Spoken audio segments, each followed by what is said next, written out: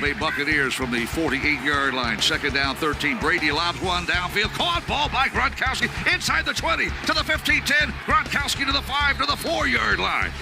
Holy guacamole. Third down, 18. Dropping Gannon, looking Gannon. Those up the middle. It's intercepted at the 30. Derek Brooks 30. Brooks to the 25, 20. Derek Brooks all the way. There it is. The dagger's in. Yeah. We're going to win the Super Bowl. Super Bowl, baby! This is the Big Nasty. Yeah, Big Nasty. Hall of Fame Tampa Bay Buccaneer fan, baby. This is Mike Allstott, Tampa Bay Buccaneers, and you're listening to the Cannon Fire Podcast. Cannon Fire Podcast, brother. You ain't listening, and you're missing out. Woo!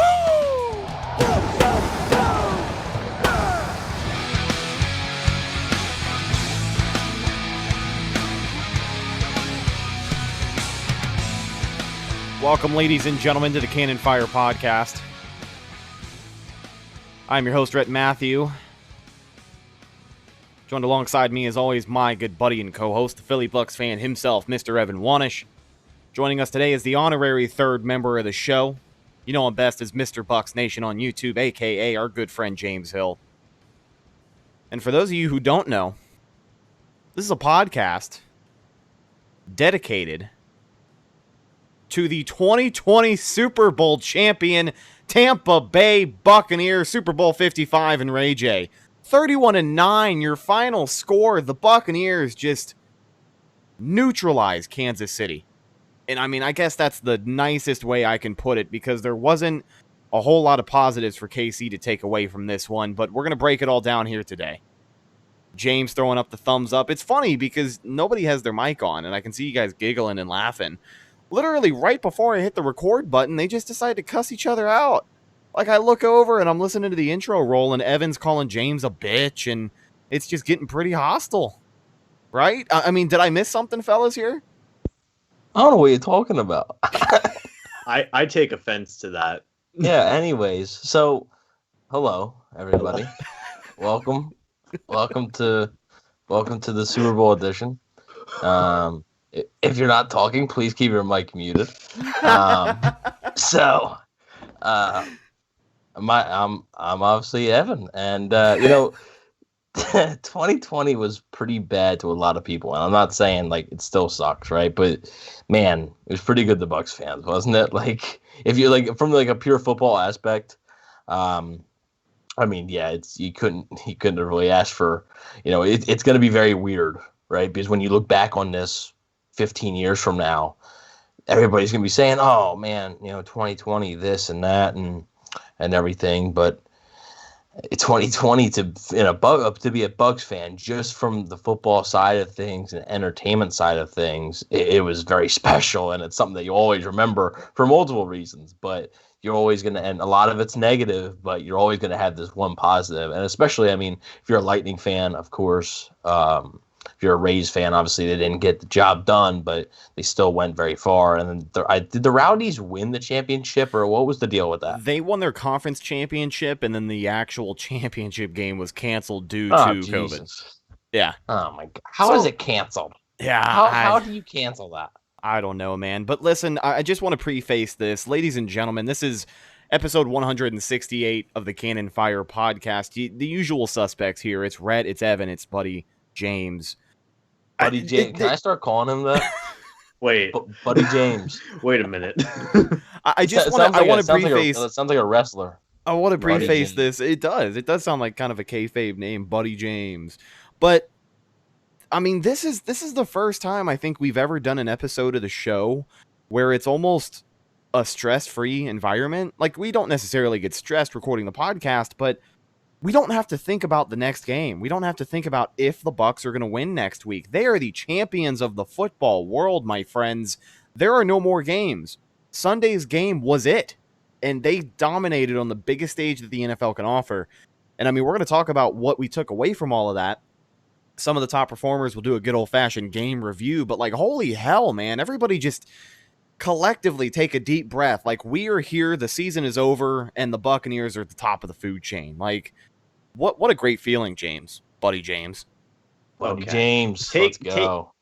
Everybody just take time to celebrate, I've seen comments too, and I'm sure you guys are the same way, where people are already starting to talk about free agents and talk about all these other different things, and already moving on, literally out, not even out, hours after the Super Bowl win. It's like, what about this? What about that? Guys, just relax and party, like that. This is what it's all about. We literally can't do any better than what we just did. It's impossible. So enjoy it for what it is. Get all the merchandise you can, and let's just have as much fun as we possibly can until we get to that point when we need to start thinking about those personnel decisions and when the news trickles in and things like that. But take a couple of weeks, and just enjoy this. Absolutely. Keep burning the city down, doing donuts on Dale Mabry. I mean, shutting down major intersections. Saw a video of the guy hanging off of the Kennedy Road sign in downtown. It was quite the scene around Tampa Bay after the Buccaneers won their second franchise Super Bowl. But before we go any further, I do want to bring up a local community hero.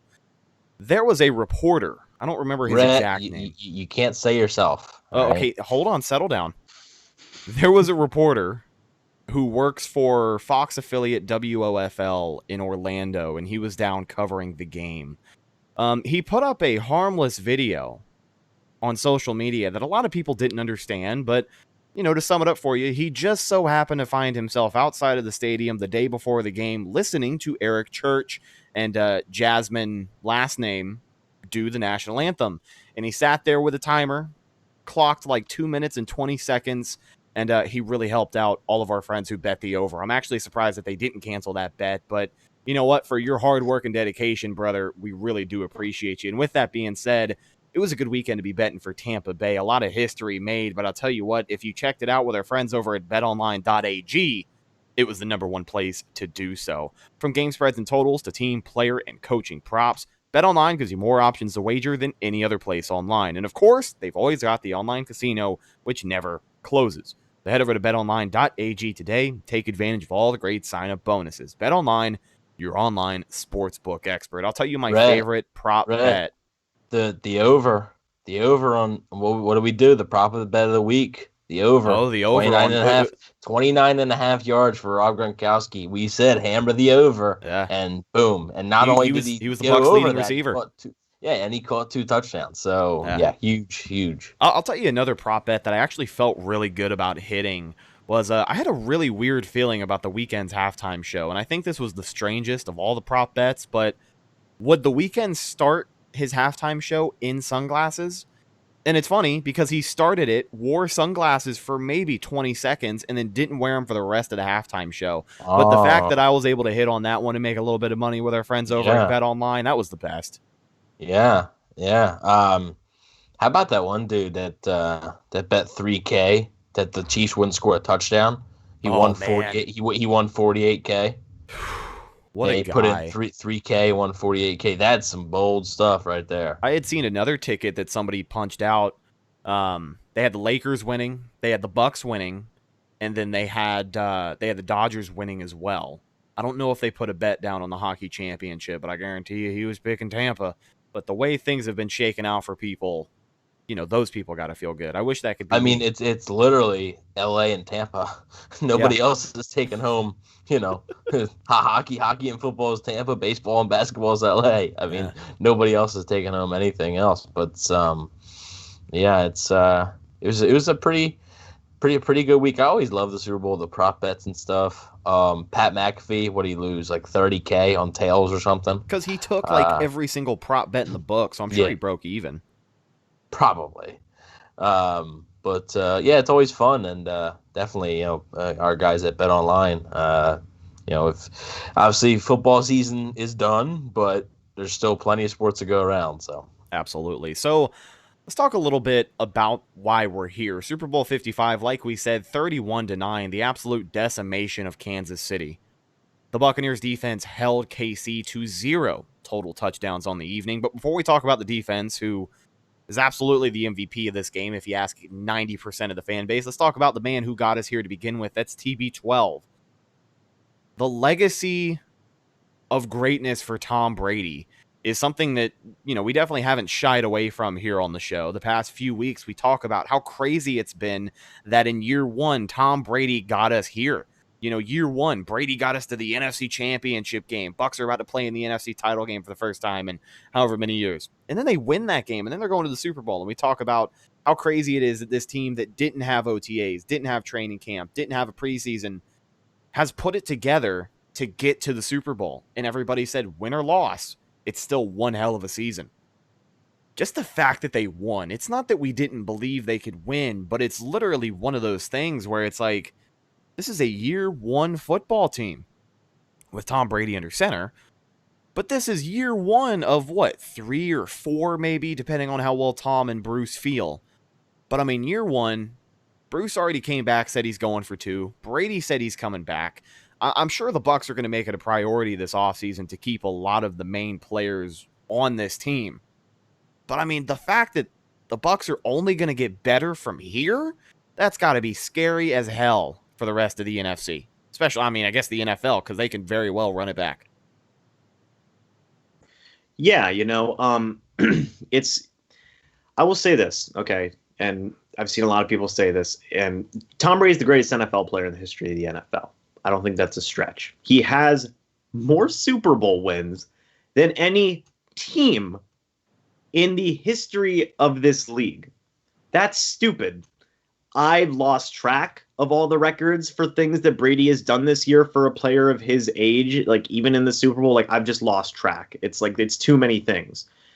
But I mean, now you can make a legitimate argument for, which I mean, you already could, but even more legitimate now, is Tom Brady just the greatest sports athlete of all time in terms of competitiveness and overall success in terms of championships and things like that. I mean, you think of Muhammad Ali, you think of Mike Tyson, you think of Michael Jordan, like Tom's up there. And it's a really heavy, and LeBron James as well, you know, like it's a heavy debate right now, you know, and with what he just did, you know, Michael Jordan never did that, went to a different team, took him all the way to the championship. I mean, LeBron's done that, which is good for him, you know, but like the overall success that Tom has had at his age and the consistency and joining a new team in all of these, what was negative circumstances and lack of time to prepare for this season, just took a team to the Super Bowl who has historically not been a very good team. You couldn't, in their hometown, still the worst winning percentage in the NFL, I think. You couldn't have written a story any better than what we saw this year for this team, for Tom Brady. And listen, you brought up that, you know, the LeBron comparison in particular. I had a buddy of mine at work today who had said, oh, well, Brady just kind of copied LeBron's template for building a team, and, you know, I have to commend him for that. But listen, building a team in the NFL and building an NBA team are two drastically different things. And I mean, in all due respect, 100%. In all due respect to LeBron James, he's a hell of an athlete, but the difference between basketball and football is that LeBron James has the ability to do it himself when he needs to do it. I think this Lakers team is obviously the most complete he's had around him in a while, but a single guy can take over a game in basketball like LeBron is able to do when he just starts shooting those FU threes, right? Brady can't do that all by himself. Like, we cannot ignore the fact that the Bucs won a Super Bowl not only because of Tom Brady, but because of how complete this football team has been and how, you know, how well they played throughout their playoff run. Yeah, I mean, you know, you look at basketball and there's 5 starters, and then there's probably on the bench in a regular season game 4 or 5 guys that get into the game. So, you know, 9 or 10 guys that get into the game. There's 11 starters on offense and 11 starters on defense, right? It is much tougher to win a championship in the NFL than it is in the NBA. And how many does LeBron have? 3 or 4? I mean, I think it's either 3 or 4. I think it's 4. Okay, so, and then, I mean, he's still 3 behind Brady, right? And just, yeah, it's so much harder to win the NFL, and Brady's won 3 more. I don't even know, I said it on the call-in show last night, I don't even know a word to describe him anymore. Like, I feel like GOAT is insulting. That's why, yeah, I said disrespectful last night was the word I used. I mean, I don't know, because for one, obviously it's still fun, but like I don't know how it can be as fun for him anymore. right? I mean, that's how I always looked at like an Alabama football fan. Like, how do you have fun as a fan? All you do is just you go, you win. Like maybe Right. you lose a game, but like you just win. So like, how is that fun? Like to me, it's fun to see the ups and downs of a team. Now, obviously, you want there to be more ups than there is downs, but it's so much fun to go 10-6 one year, and then the next year go 6-10 and be all let down. Then the next year, boom, you're in the Super Bowl and you win it. You're like, oh, like awesome, finally got there. To me, that's so much better. But depending on who you ask, I mean, I don't know. Yeah, I never thought I would hear you, of all people, to say that a 6-10 season is better than just consistently winning Super Bowls. No, I would not. Oh my God! Do not put words in my mouth, young man. Okay. Yes, I do know that you're older than me. I acknowledge that. Whatever. This is a good vibes podcast, so we're gonna be joking a lot. So, no, I mean it's incredible. It really is incredible, and to do it at his age, and just like James said, in circumstances that the NFL has never faced before, right? With no off season. When's the last time they've had no off season? I mean, maybe there'd been a lockout season where the off season was shortened.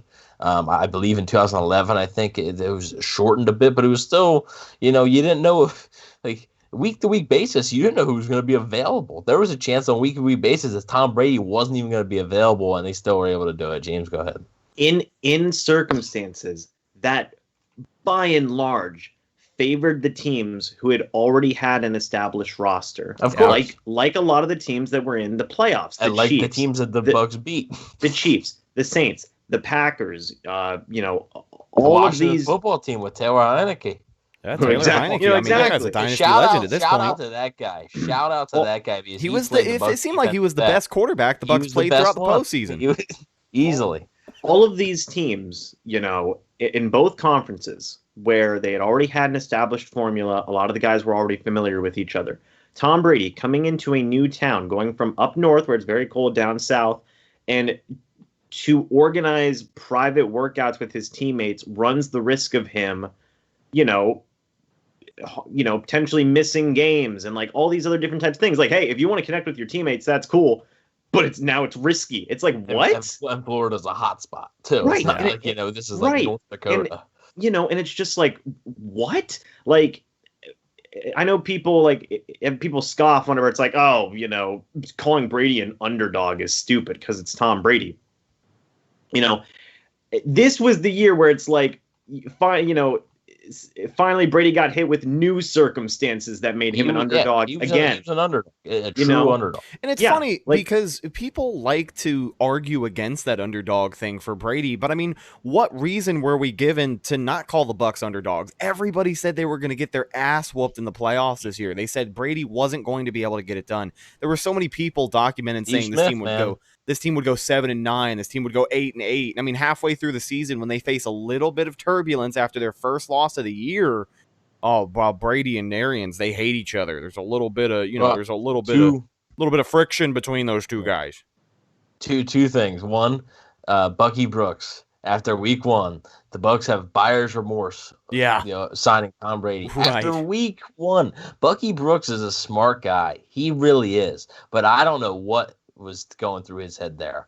At week one, not week 11, week one. Like, come on. And then Diana Rossini, when everybody was hyping up the Bucs before the season, she said, Arians and Brady won't work. The Bucs are going to go 8-8 and miss the playoffs. And here we are. Super Bowl champions, baby. Listen, one more thing I want to appreciate about Tom Brady before we kind of look ahead. They talked a lot this season about the fun that he's clearly been having in Tampa Bay. I think Tom has a little bit more freedom to express himself differently here in Tampa. And I'll tell you this, guys. After what we saw between him and Tyrann Mathieu in Super Bowl 55, Tampa Tom, which is how I will refer to this alter ego he seems to have established. When is the last time you've seen Tom Brady actively engage in trash talk? I mean, he chased number 32 down. Literally ran after him. And I mean, they were jawing at each other, and Brady says, all right, here you go. Threw a touchdown directly at him, and obviously Antonio Brown there to make the play. But Brady is the guy on this team who can talk his shit and immediately back it up. And I mean, to have that at the quarterback position from a guy who's 43 years old. Like, Brady's going to roll up to training camp next year with his fucking grill. I mean, he's going to be just rolling, dude. He's going to be full Tampa'd out. Hey, And it's the Super Bowl podcast, guys. This is not PG. I cannot. PG, come on, man. Let Tom embrace a little bit of Tampa culture. I enjoy it. Everybody who listens to the show enjoys it. Tom is definitely listening to this. Oh, Tampa Tom, baby. Roll 100%. up in his wife beater. Dude. I'm so excited. I'm so excited. I enjoy Tampa Tom, and I enjoy watching him. I wonder what they're gonna do for random thought before we move on to the rest of like what we want to talk about the game. I wonder do you think they'll do with the same thing that the Lightning did, like with like the boats and stuff of parade style? I feel like they right will. now as it stands, the mayor said that they talked about it today, and they will have details released either tomorrow or on Wednesday.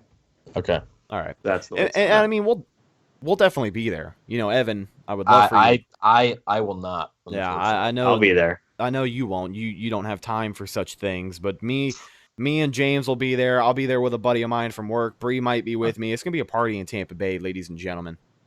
You know what? I'm about to show up just to show Do you it. up. I dare you. It'll be great content. That's Evan Wanish's music. Right? I'm gonna be on the float right next to Brady. I'm gonna do be it. on Lombardi. Do it. You act like this is something negative. Like, I'm just gonna show up just to prove a point. Dude, show up. You'll have the time of your life. Like, I'm not telling you not to. It's a COVID world. It's a COVID world. I don't have time for that, man.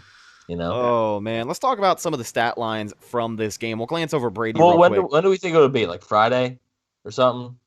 I'm assuming they'll make plans. If I absolutely had to guess, I would say it's either going to be Friday or probably next Monday. Yeah, I was about to say I don't think they wouldn't do it on a weekend. No way. They probably wouldn't. I would say they would either do it on Friday or next Monday. Gotcha. So some stat lines from Super Bowl 55. Let's go over Brady really quick. 21 for 29, 201 yards, and 3 touchdowns. He did get bailed out by that one interception. Came down with Tyrann Mathieu. Bucks ended up getting a first down out of the deal because of a holding call, I believe. But other than that, the interception was on Leonard Fournette. But because if he doesn't tip it back up in the air, it falls right to the ground. Yeah, that's true as well. But, you know, a pretty good game from Brady, and we've been saying it all year. You give me 3 touchdowns and barely 200 yards and a W, that's all this team needs to do. And the fact that they won by more than 2 possessions is a statement enough in itself. You know, with Brady and what he did in the game, I mean, it's exactly what we've seen and exactly what we needed all year, where it's not 350 yards and, all these big stats, but the efficiency was what was so important. Brady did exactly what he needed to do. He took care of the football. He scored a couple of touchdowns. Did he have, 300, 400-yard passing game? No, but it didn't matter. He scored the touchdowns he needed to score. He made the most of his opportunities and just helped keep control of the game. The and offense. That's all you want. The offense played Tom Brady's brand of football that has already won him 6 championships before his time in Tampa Bay. Early on, a lot of quick passing, a lot of screens, set up the play action, find a ripple in the defense, and expose it. And I think they did that to just about perfection. I really think we need to take a second to commend Byron Leftwich, because the second half of this season, on the Buccaneers win streak, they franchise record 8 wins in a row. The offensive play calling has been damn near flawless. Yeah, I mean, both coordinators, man, just really flipped a switch in the playoffs. It was amazing because, I mean, even Todd Bowles, like, the Bucs defense just went to another level, right? Because here was the thing with the Bucs defense during the regular season. Besides the Green Bay game in Week 6, whenever the Bucs would face a good offense, they would get shredded. Like the Rams. Yeah, I know the Rams only put up 27 points, but the Rams did pretty much whatever they wanted against the Bucs. The Chiefs definitely in the first quarter definitely did whatever they wanted against the Bucs in Week 12. And then even the Falcons, in that first half of the game at Atlanta, that they had success. And then in Week 17, they had 27 points. Yeah. I mean, so whenever they would face a decent offense, it would be trouble. It really would. The Bucs defense was taking advantage of some, poor offenses, but man, and even Washington's offense is not good. And man, the Bucs defense, they were not great in that game. I mean, I know they only allowed 23 points, but man, against an offense like that was just. But then something changed. I definitely think having Devin White back was a huge factor, and then Vita Vea was only just the icing on the top once the time. Right. But I mean, Vita Vea wasn't back for that New Orleans game. White was. I mean, and that's a huge thing. But just something changed schematically. I mean, because like they were just confusing so many of these quarterbacks because the looks that they were giving in the regular season and even in that Washington game were not the same looks they were giving in the playoffs, and it confused a lot of guys. And I mean, to beat Drew Brees, Aaron Rodgers, and Patrick Mahomes, and Drew Brees and Aaron Rodgers on the road. Yes, I know the stadiums weren't at full capacity. Yeah, it probably played a little bit of a factor, right? I mean, you get the New Orleans Superdome is one of the loudest places, in the NFL. But I mean, you still got to play the game, and the Bucs went out there, and the Bucs defense really just dominated both those games. I know the Packers had some success, but man, and a lot of people were like, well, Drew Brees, he couldn't really throw the ball far, and that's true, right? I mean, Drew Brees, you could clearly see it, but Aaron Rodgers having an MVP type season, and you shut him down again, and then the MVP from last season, Patrick Mahomes, you shut him down, or what was Lamar Jackson? Sorry, a former MVP winner. Mahomes won in 2018. Super Bowl champions from last year. Exactly. Yeah, I think Mahomes did get Super Bowl MVP last year, but they beat 3 former Super Bowl MVPs. I mean, Drew Brees, Aaron Rodgers, and Patrick Mahomes are no quarterbacks to sneeze at. And like league MVPs, everybody's won it except Drew Brees. Aaron Rodgers has won it twice now, and then Mahomes won it. So yeah, it's an impressive feat. And I mean, I know we're talking about Brady and the offense, but obviously we'll get to the defense more. But yeah, I know this is even about Byron Leftwich, but Leftwich changed things up plenty, and and you could tell, and I didn't at first, and this will be the end of my little rant here. At first, when they were talking about this bye week, I thought it was going to be beneficial, right? The week 13 bye week, like I thought, it was going to benefit them, like it would help, but I didn't think it was going to have this much of an impact. Like I honestly, I came on the show and said, like, don't expect like this completely different offense and things that you've never seen before, because it's going to be the same stuff. Yeah, it might have some wrinkles, but it's going to be the same stuff. And man, the last 4 games of the year and then in the playoffs, it was not. And I mean, the Washington defense is good. The New Orleans defense is a pretty good defense. The Packers defense is not bad. And honestly, the Chiefs defense, that while they have their weaknesses, I think they're probably the weakest defense they played. I think there's still a solid defense. And I mean, the Bucs offense really made it look pretty easy, and this entire coaching staff is going to be back for next year, which is obviously huge. Absolutely. One of my favorite defensive stats from this game, and then we'll kind of wrap up our conversation about the offense. We'll jump back into this defense just because there is that much to talk about from this game. But the favorite stat that I have, Patrick Mahomes ran 493 yards to get away from this pass rush. It was 497, I think. 497. I mean, damn near 500 yards. I don't know how that's possible, but like, yeah, on a turf toe that is going to require surgery potentially. Yeah. Yeah. I mean, that's insane. We talked a lot headed into this game, and I feel good because a lot of my predictions this week came out well. I said on every single game preview show I was on that this defense is going to surprise some people. They surprised the hell out of me. But, I mean, they absolutely brought the pressure to Patrick Mahomes. Shaq Barrett and JPP were making the most out of those backup tackles. And Vita Vea was just doing his thing, man. He was dominating in the middle. The run game really didn't get going. We did see one big burst from Clyde Edwards-Helaire, and that might have been like the biggest offensive play for KC all game, other than maybe a couple of other chuckets here and there. But it just an incredible 4 quarters from this defense, and without a doubt, that side of the ball carried this team to victory, especially throughout the playoffs here. But let's wrap up the offensive side of the conversation. Leonard Fournette and Ronald Jones. Playoff Lenny had himself a day. 16 carries, 89 yards, and a touchdown. Ronald Jones, 12 carries and 61 yards. I'll tell you what, if Ronald Jones gets 4 more carries, 5 more carries, even maybe 6, he probably tops Leonard Fournette in his 89-yard total. But between the two of those guys, I think that's the best we've seen this rotation work all throughout the season. It really was a good game on the ground. Yeah, real quick, James, before you get to your point, if Fournette would have broke one more for a touchdown, I think he would have won MVP. Yeah. If he would have broke one more, I got over 100 yards, got 2 touchdowns, I think he would have won MVP. But glad Brady was able to take it home. Well, plus two, I mean, another thing to consider just in the play of Fournette, I mean, didn't he have like 40 or 60 receiving yards as well? Yeah, no drops. And no drops. Like, I mean, that's a big key. I mean, this was had a drop. Yeah, I mean, obviously in the case of Rojo, Rojo had a drop pretty early. Oh, well. Yeah, he did, and then obviously Rojo wasn't able to. But whatever, it doesn't matter.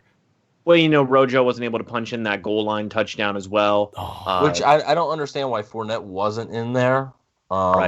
Right. It's like I understand. I don't buy this. Fournette's the power back guy, but he's definitely got more power than Jones does, and I'm just not sure why.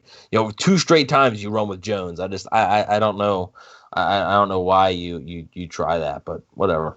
Right. So I mean, like, I exactly agree with what you said, Evan. I mean, like, Fournette, he had 130 something total scrimmage yards and a touchdown. I mean, man, if he would have gotten one more touchdown, you could have made a very legitimate argument that he should have been the Super Bowl MVP. In the case of Ronald Jones, like, it was nice to see him finally get going again after, admittedly, he did struggle throughout the playoffs, and I think that was mainly due to some of the nagging injuries that he had, right before the start of the playoffs, unfortunately, when he was dealing with that finger, he was dealing with the quad injury. It literally came at the worst possible time, but playoff Lenny, I mean, the whole way he just went off. I mean, he did great. He's going to make himself some good money. And we'll definitely see what happens. But both those guys really came out and were a really huge part to the overall success of this offense in that game. Oh, yeah. And as we kind of wrap up our thoughts on the offense, it wasn't an explosive day by any means, but I think we kind of talked about that coming into this game. All this offense really needed to do was answer and get 7 when they needed to. There were a couple of 3 and outs that you would have liked to get back, but at the end of the day, 31 points on the Chiefs. I mean, come on, dude. Bucks are undefeated this year when they score over 30. Mike Evans and Chris Godwin had 3 catches combined. I mean, exactly. That's the crazy thing that people talk about, too. We're talking about Mike Evans and Chris Godwin. Antonio Brown, I think, had 4 or 5 catches, but he had 29 yards. Yeah. This wasn't the explosive. It was Gronkowski, and then they just wore him down with the run game. The offense was a big reminder to me of the Green Bay Week 6 game. Yeah. It was very similar. It was nice because, we'll talk about our leading receiver one more time before we shift our focus here. But Rob Gronkowski, once again, 6 receptions, 67 yards, 2 touchdowns. For a guy who has been kicking ass as a blocker all throughout the postseason, to finally get his on the grandest stage that the league can offer. I mean, it's vintage Brady and Gronk. And I know that I've made this joke before, but you can't call it vintage anymore if it's still happening. But the fact that he had the game that he did, and I mean, also the fact that we talked to Chris Gronkowski a couple days before, it was pretty damn cool, if I may add. Hey, Chris did say Gronk's usually good for a big play, and boom, he had 2 of them. Hit him on the play action, he's going to be wide open. He had actually open. 3 of them. Yeah, he had 3 of them. And that first touchdown, by the way, that play call was a thing of beauty. Awesome. I mean, the second touchdown was kind of an improvised thing, but yeah, that first play call was fantastic. Yeah, absolutely. Now, I want to give my final thought along the offense real quick. They did have a lot of help from Gronkowski. That offensive line did a pretty darn good job throughout this playoff run, and really throughout the second half of the regular season too. Ali Marpet, Ryan Jensen, Tristan Wirfs, Alex Kappa when he played, Aaron Stinney filling in. And then I do want to say I will go ahead and admit that I was pretty wrong on this. Donovan Smith played a pretty solid second half of his season. Thank you. I can't. Yes. This season has shut them all up. Nobody's going to give me grief anymore for defending Donovan Smith because now everybody's calling for him to get an extension. So, boom. How about that? I have seen that. So he played. I will go on record and say that my most recent Donovan Smith take said that he is, at best, an average offensive tackle. I think he's, the best choice the Bucs could have had going into this season. I would say at best right now he's a good offensive tackle. But I really think, I think that second half of the season he shifted into another gear. He does not get enough recognition, but He stepped up when this team Yeah. absolutely needed him to. Yeah. And he had his bad games along the way. Like, you look at the 38-3 game, probably the worst game of his career. There's a couple of other ones. I think that first New Orleans game was the worst game of his career. Yeah, that worst one, New Orleans game was bad. I mean, the second one was pretty much Joe Haig, I think, and because Joe Haig was right next to Donovan Smith. And speaking of Joe Haig, man, why do you have to go drop the touchdown? I chalk that up as a good play by a linebacker. I know. He punched the ball out. It's an offensive lineman, man. Yeah, but Contested catch. Man. Dude, for like 0.2 seconds, I thought it was Vita Vea, and I was like, holy shit, how the hell did he get out there? But no, I mean, that would have been cool, right? An O-lineman touchdown to put the Bucks up over, 15 points at that time? I thought about it when I saw Vita out there for like 3 snaps at fullback. I was like, hell, they should just hand it off to Vita. And then I thought, no, but he's just coming off of a broken ankle. Please, like, he doesn't need to be tackled right now. Oh, he's fine. He's fine. Dude, come on. After these last 2 games, the way that he's been playing, the last thing I'm worried about is him catching a little pass out of the backfield from the 1-yard line. No, but like me taking the handoff though. Yeah, you really want him taking the handoff? He rolls that ankle early in the game. I mean, that would scare the crap out of me. No, I get it. It was early in the game, so you make a good point there. It didn't happen, and at the end of the day, Vita Vea was holding a hat and a T-shirt at the end of the game. So. There we go, baby. That's all that matters. So let's talk a little bit more about this defense. We kind of given the O-line some props. Donovan Smith, we talked him up a little bit. Let's talk more about the defense. Talk about these pass rushers. Jason Pierre-Paul, Shaq Barrett out there earning his money. I mean, these boys wreaked havoc all night long. They were just keeping Pat Mahomes on the run, and then that's how you make this Chiefs team look vulnerable. You know, I'm a stickler for Shaq. We all know this. And admittedly, he had his struggles throughout the second half of the season. Obviously wasn't where he needed to be, or not where he needed to be, wasn't close to what he was in that first season. Of course, advanced statistics support that he still had a really good year as a pass rusher, but the sack numbers were down significantly. And that caused a lot of people to go, oh man, what's going on with Shaq? He was another guy who turned up in the playoffs and had some really good games. And especially in the Packers game and the Chiefs game, he was phenomenal. He really was. And after the game, to paraphrase, after the game, he said, oh, yeah, we're going to come to a quick solution here. I want to be here. They want me here. Cool. Basically. So between him, JPP, Vita Vea at the end. Yeah, they were having some fun with him. Which was awesome. And I wonder if they'll consider that for next season, because that is something, you might want to look at in certain situations. I want to even give a shout out to, Sue. Steve McClendon was running around a lot. Will Golston was hustling his butt off too. So yeah, like even those 2 guys, Will Golston and Steve McClendon, like they were getting pressure too. And speaking of, hustle plays, there's one play that sticks out to me where I remember the Bucks got pressure. Pat Mahomes pocket collapses. He's rolling out, and he's obviously looking downfield. He starts to roll out. And Jason Pierre-Paul goes sideline to sideline. And basically, he doesn't make the tackle, but he meets Patrick Mahomes to make it like a 2-yard gain as opposed to a 10-yard gain when he usually scrambles out of the pocket. And I mean, I just remember watching that, and I'm like, dude, that's the fastest I've ever seen Jason Pierre-Paul run. So if you're looking back at the film, look for that play. I want to say it was early on in the first quarter, but I mean, just a lot of hustle from those guys. And, they went into this game with the attitude that they're going to play like their lives depended on it. And I mean, film doesn't lie. They went out there and they did just that. We're talking about the defensive line, and they deserve huge props. I mean, humongous props, right? 56 dropbacks for Patrick Mahomes. He was pressured on 29 of them. I mean, that's incredible. I think it's a Super Bowl record, too. It is. He was only sacked 3 times, which is freaking amazing. That's just how good he is at avoiding them. But yeah, we gotta talk about the secondary. I mean, we really do. Carlton Day. I mean, there wasn't one player in the secondary that had a bad game. I mean, nobody. And Jordan Whitehead, I'm not sure how many snaps he played, but he gutted it out. Props to him. I mean, he popped Clyde Edwards-Helaire on that one tackle, and immediately I just cringed. I was like, oh, man. But he got right back up and kept playing. Hats off to Jordan Whitehead. That was like early in the game, too. Yeah. So I mean, yeah, Mike Edwards, nice day. Antoine Winfield was an absolute stud, as you can see. If you can see on the YouTube portion, I'm not sure which cuts it out. So you can see my my little thing there, but it's a little payback. But Carlton Davis, Sean Murphy Bunting, Jamal Dean, they just all had nice days, and I mean, just a huge improvement from last time. Whether it's the scheme, whether it's their actual performance, I think it's a little bit of both. Huge props to them. James, what do you got? Whitehead played in 51 snaps, 68% of the defensive snaps there. Wow, way more than I thought. And he played in 3 special team snaps, 11% of the Bucs special team snaps.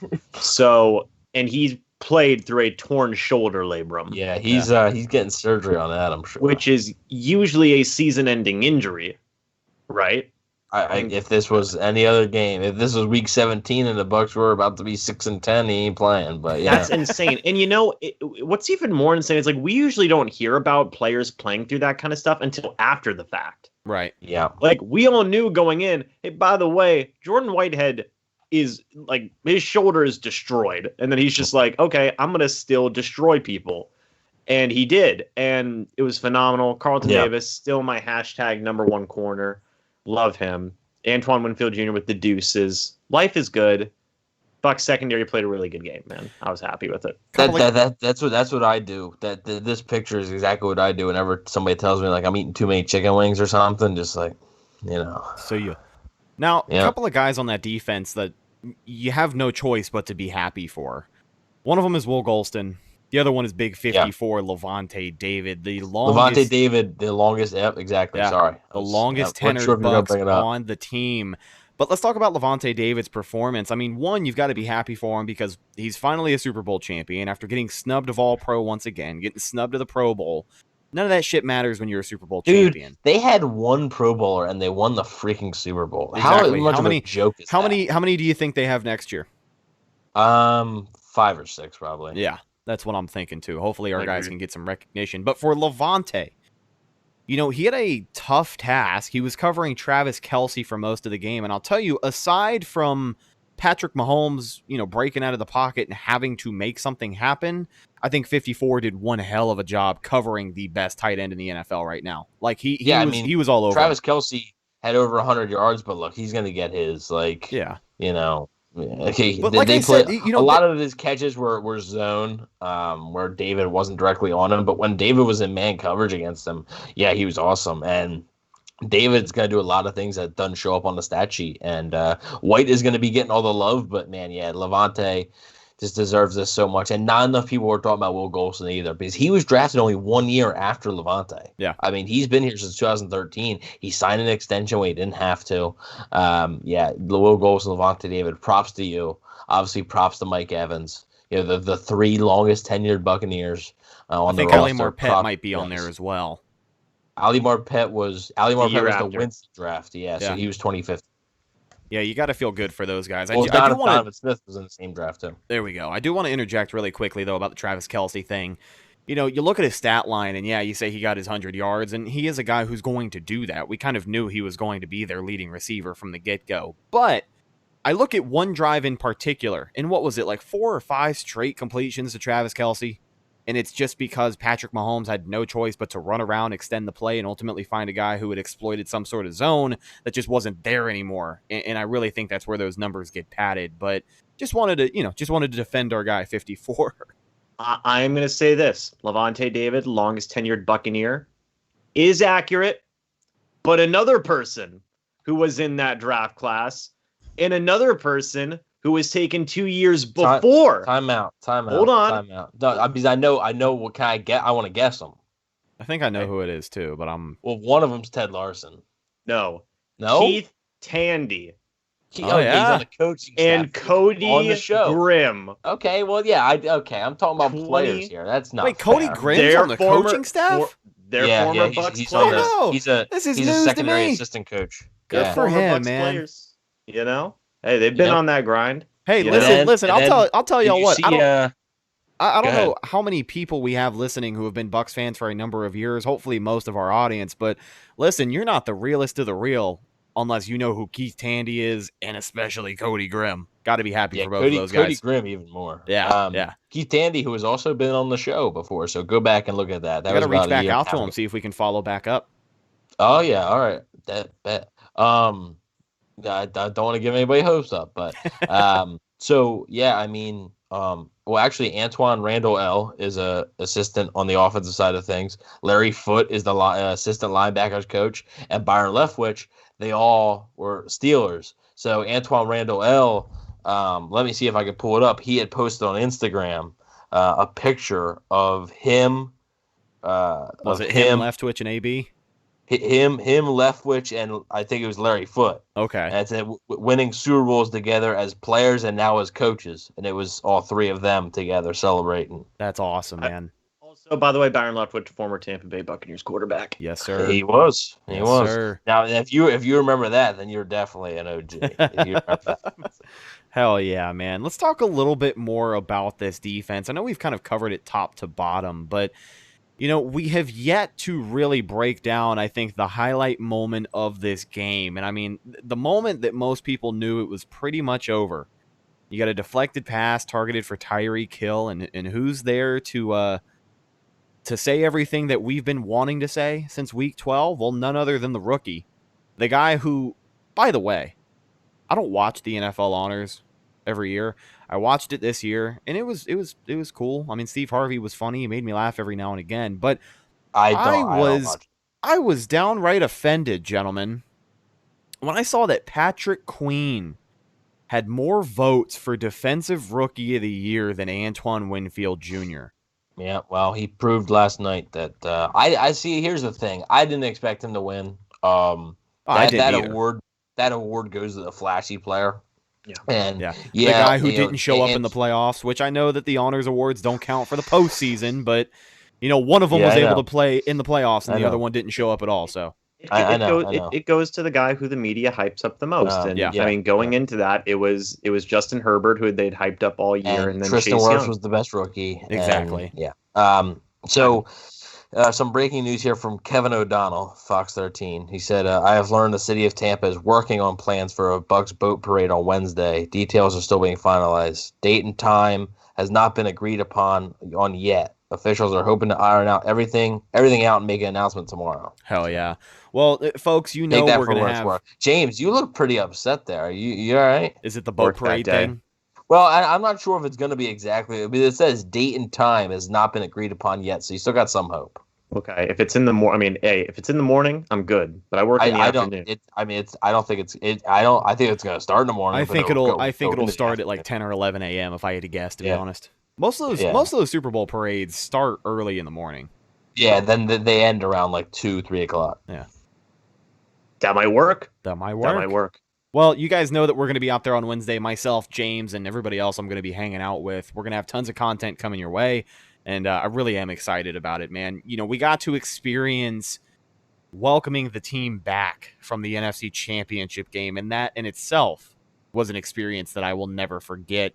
I remember when me and James had just gotten out of my truck and we're walking towards where we're supposed to be, and I just found out, like, oh, we're playing the Chiefs. You know what I mean? Like that blissful ignorance that we had for the 2 hours where we're so excited about getting out there. Didn't even really watch the AFC title game.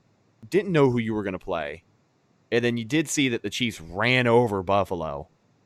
And you know what? I'm going to say one more thing before we start to slowly wrap this up and say our last, final things, whatever we got, whatever. But I'm so glad that it was the Chiefs and not the Bills, because all you would hear is that, oh, well, the Chiefs would have beat the Bucs. Like the Chiefs were the best team in the NFL this year. They were the number one seed. They were basically 14-1 with their starters in. Right. And I'm so glad that it was the Chiefs and not the Bills. Obviously, you wouldn't be saying that if the Bucs lost, but I'm really glad that, because now there's no excuse. Now it's not, well, you face the Bills and or you face the Browns, and if the Chiefs got in, no, it's for real. Yeah. It was one of those situations where it really felt like, at least in the national media's eyes, if it wasn't like probably Aaron Rodgers, maybe, like, it didn't matter which team from the NFC was going to go up there. If they played the Chiefs, everybody still would have assumed the Chiefs were going to win. Yeah. Like, they gave the NFC no credit.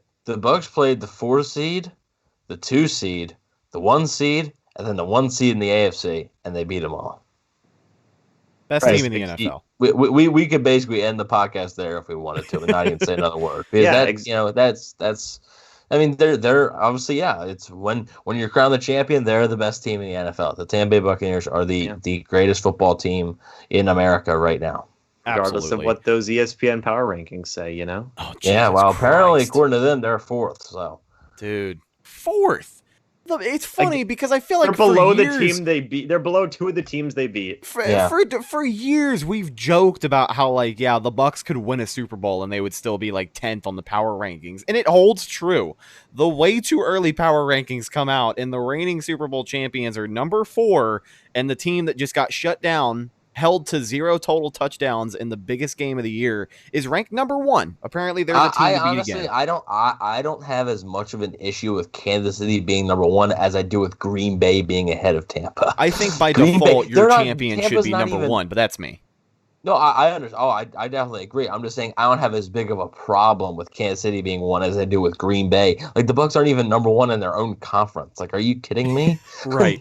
Right. They just won the Super Bowl. Are you can't even get number 1 in your own conference? Yeah. Come on. It's ridiculous, man. But I guess it just, fits this underdog persona that the Buccaneers have continued to play so well. Now, look, as we wrap things up here, they just keep giving Brady bulletin board material. There it is, baby. But when it happens again, you're gonna be blaming yourselves. Let's talk about where this team goes from here. And I feel like this will be a short conversation because I think everybody here has similar answers. But when I look at this team and when I look at next season, maybe you'll have a couple players who just, go somewhere else and you replace them with somebody who's just as good, if not a little bit better in that particular position.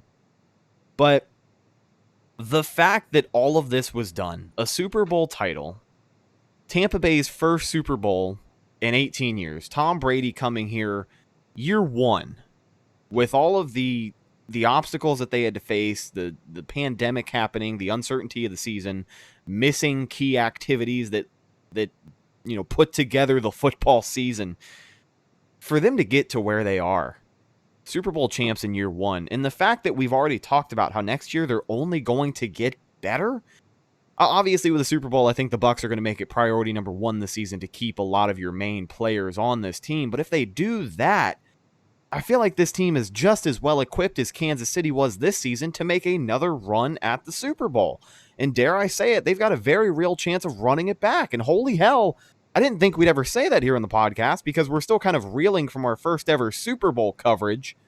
But here we are talking about the possibility of a team that can win more than 11 games this year or next year and just dominate throughout the playoffs once again because Todd Bowles not going anywhere, Byron Leftwich not going anywhere, Bruce Arians and Tom Brady with a full offseason to golf and talk about how they're just going to break down opposing NFL teams next year. I cannot fucking wait. All right? I really cannot. This team is going to get better. And I think that's going to be a problem for the rest of the league, especially the people who have us ranked 4th after winning the goddamn championship. Yeah, obviously you can't predict injuries. That's the one thing. But I mean, they're in a position to, right? And they're not in salary cap hell like a lot of these other teams that have won the Super Bowl have been, right? The Chiefs were a rare case where they were able to keep everybody from their Super Bowl team pretty much, right? Chris Jones. I mean, they even locked up Patrick Mahomes for 10 years, even before his contract was up, and they were able to lock up everybody they needed to. And it was big for them. So I think the Bucs can do the same. Obviously, it's going to not be easy, but, just right now, just enjoy it, man. I said, basically, I said that I told you guys, I was like, March 1st was when, I'm going to get into all the off-season stuff. We're all going to cover it and stuff, of course. But if there's news, obviously. But, just cherish this right now, right? Focus on next season when next season gets here, obviously. But, man, these are so rare. And yeah, like the Patriots are a horrible example because nobody's like the Patriots, right? The Chiefs are not like the Patriots, evidently, because yeah, the Chiefs are probably Patrick Mahomes will probably win another Super Bowl, maybe even two, right? Like he'll probably win another one, but it won't be this year and it won't be back to back, not now at least. And it's just so difficult. So just cherish this moment. If you get to go to the parade, if you get to buy the gear, just be sure to cherish it. Yeah, Rhett, you said, where's this team's next step? Hey, it's getting on those floats, getting in that parade. You know what I mean? Like that's the next step, man. And next step for us, buying all the gear, celebrating for a couple more days, and just riding this one, out. Riding this wave, man. And just enjoying this as much as possible. Because I mean.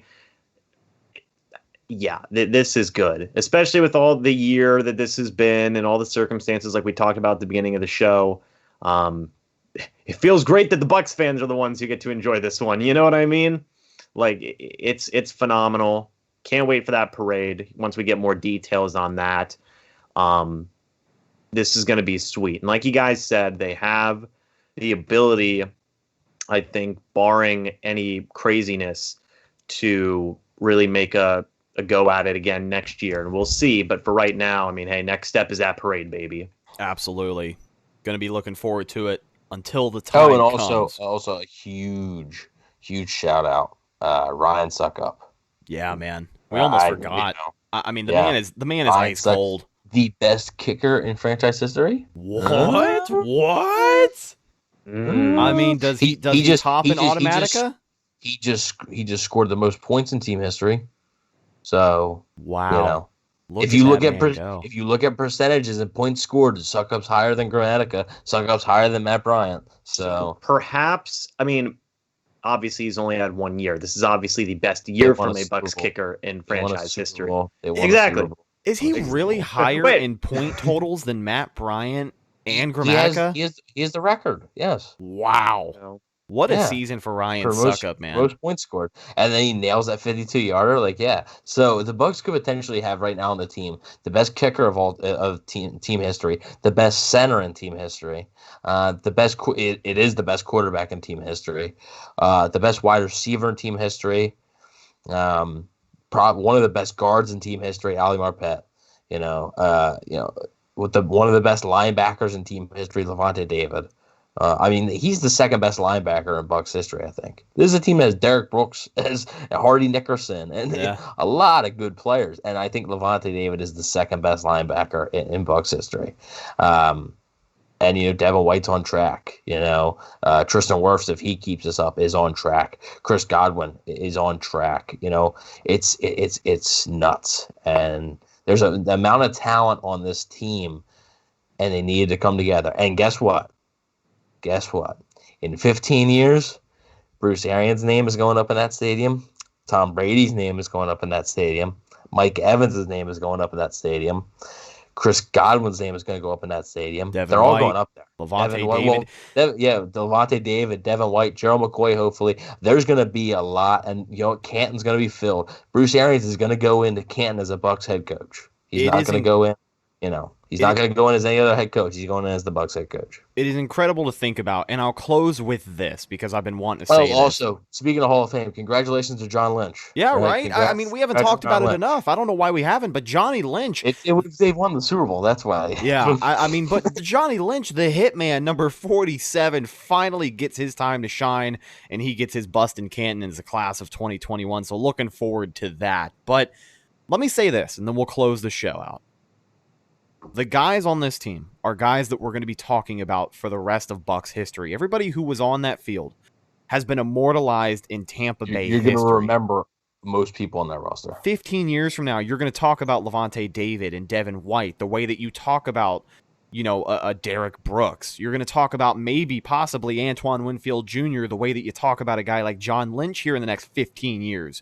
You never know. But the fact that these guys put this team together, put them in a position to win, and ultimately went out there and did their damn job to the best of their ability, the best 4 quarters of football they've played all year, they are more than worthy to be called champions. But the exciting part is that these are some great players.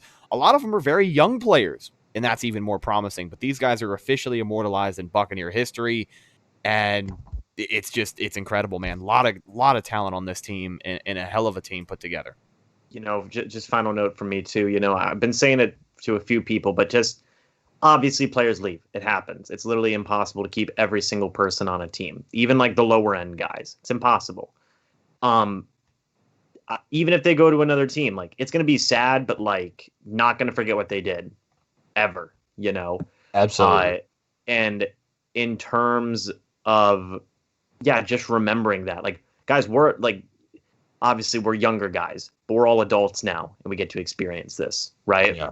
Like last time there was in 2000, 2003 Super Bowl, I was 5, like now I'm an adult and I get to experience this. Like it's it's phenomenal. Like we got ours, you know what I mean? Right. Like now we can look back and go, oh man, that 20. You remember those days, right? Now this is our version of that. Now we get ours.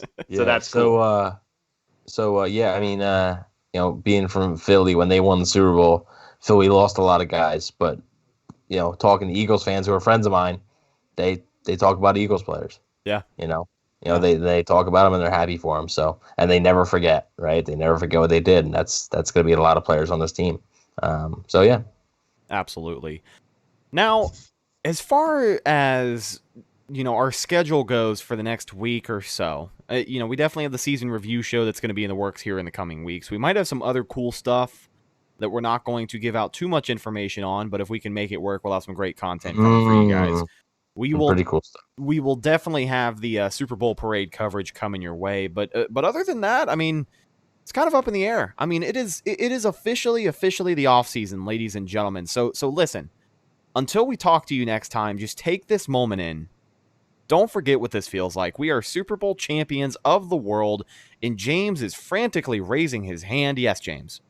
One more thing I want to say, and this is to every content creator who watches this, okay? And I'll probably be talking about this in my video, and you too as well, Rhett and Evan. Thank you to everybody who covered this team. From media to fan content, thank you. It means the world. It's not an easy thing to do. I know sometimes people just say, oh, you just sit down and talk about the Bucs. Of course, but there's a lot more that goes into that. And throughout the seasons of covering this team, be it media or fan content alike, like it's been some lows, right? And there's been some waves. And now we're at the peak of the mountain as content creators. And it's been one hell of a season. And I'm so proud and happy for all of the content creators who were able to do their thing this year and get rewarded for it after years of having to make a lot of content talking about a losing team. So thank you both, Rhett and Evan, and thank you to all the other content creators, be it podcast, YouTubers, obviously all the actual credentialed media. Thank you. It means a lot. Hell yeah, brother. I don't think I could have said that any better myself. But ladies and gentlemen, that's just about going to do it for this Super Bowl edition of the Cannon Fire podcast. Thank you so much for checking out our show. If you're watching over on YouTube, make sure you subscribe if you haven't already. We got a bunch of great content that goes out to our YouTube channel and a lot of stuff that you can catch up on. I mean, if you want to relive every single hype video we put out, there's only like 25 of them from this season, so go check those out in a playlist all by themselves. But really, a lot of great content, and personally, the best way to experience the show. As for our audio listeners, you guys are absolutely the backbone of this show, and we appreciate you just as much. Thank you guys for checking us out anywhere you download a podcast. And if you want to help the show out in the long term, leave us a review. It's free to do, doesn't take a whole lot of time, and it helps the show out a lot more than you think it does. If you don't feel like it, that's also okay. We appreciate you listening to the show either way. You can find us on social media, Facebook, Instagram, and Twitter. All of those are Cannon Fire Podcast. Best place to go for updates on the show, and of course, Buccaneer news as it happens. You can check out my co-host Evan on Instagram at Bucks_daily, the #1 Buccaneers fan page on Instagram. You can also find him on Twitter at EvanNFL. And James, you can check out on YouTube at Mr. Bucks Nation. I know you got a lot of great content rolling out this week. Is there a sneak peek of anything before we wrap up? Let's just say I need more videos of people telling me why they are happy about the Super Bowl. Yeah, okay, so go ahead and plug that really quick. Where do they need it sent? What's the email? And then the 20-second video. Yeah, so send me an email to mrbucksnation@gmail.com. Basically, just in that video, explain what this Super Bowl win means to you and why you are happy and excited. Just a 20-second video, that's all it'll take. You can record it on your phone, webcam, whatever you want to do. Just send it to mrbucksnation@gmail.com. I've got a pretty special idea for a video, so need as many as I can get. Get on it. It is time to celebrate Tampa Bay. Last but not least, you can find myself Instagram and Twitter at Rhettakus, RHETTAKUS. And if you follow me, I promise I will follow you back. Ladies and gentlemen, I'll say it one more time. We can sit on this feeling for 6 months, but the Tampa Bay Buccaneers are Super Bowl 55 champions and officially the best team in the NFL. Savor this moment and let's celebrate. Have a great rest of your week. We'll talk to you when we talk to you, but until then, as always, go Bucs.